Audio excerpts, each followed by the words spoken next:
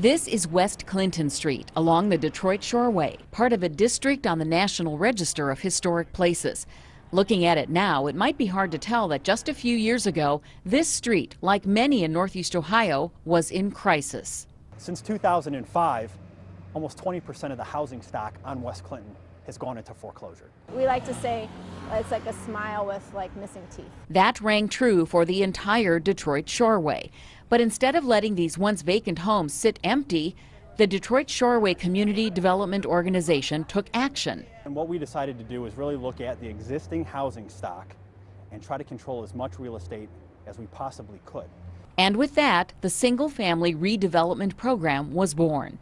Vacant homes in the neighborhood and their owners are identified. Then work begins with those owners or banks to get the title out of their hands and into the hands of the program or an approved developer. Finally, the homes are rehabbed and sold or rented out. It's not just fixing up the property so we can say how much was invested in a property. We want to make sure we have good owners and good tenants going into these properties. Like Millie Davis, she's been living in her new home here on West Clinton for 2 years. You get to paint the walls, you get to make the upgrades that you want. And while Millie proudly shows off the renovations now, the house was not in this condition when she decided to buy it.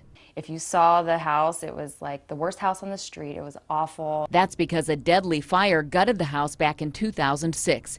It sat vacant for years, and neighbors saved it from demolition several times while the estate was settled. Detroit Shoreway worked to get the home sold to the Cleveland Housing Network, which then invested thousands to rehab it and then sold it to Millie. To see it come along from where it was to where it is now, it was cool.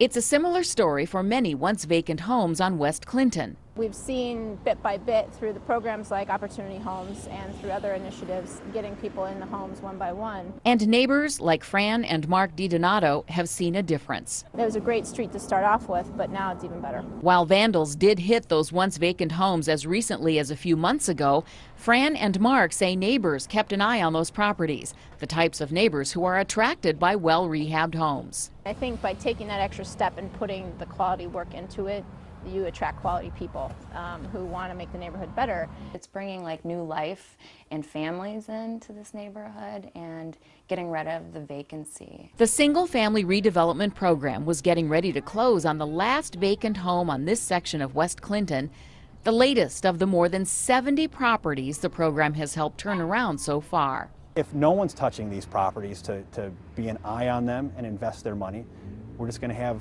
more and more vacant, vandalized properties that are wide open to children that could go up in flames. On your side, Lee Jordan, News Channel 5.